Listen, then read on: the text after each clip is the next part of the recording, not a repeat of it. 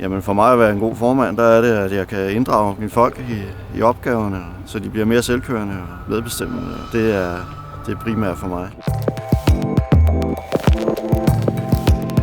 Jeg starter gerne om morgenen med at holde et lille morgenmøde, og så tager vi, hvis der kommer noget, så går jeg gerne rundt på pladsen. Dagen den starter jo med at se, om der er kommet nogle nye ændringer til projektet. Hvis der er det, så får vi delt budskabet ud, og så kommer der løbende ændringer i løbet af dagen, og skal have bestilt materialer til næste dag, og jeg eventuelt have byttet rundt på nogle folk nogle gange om dagen.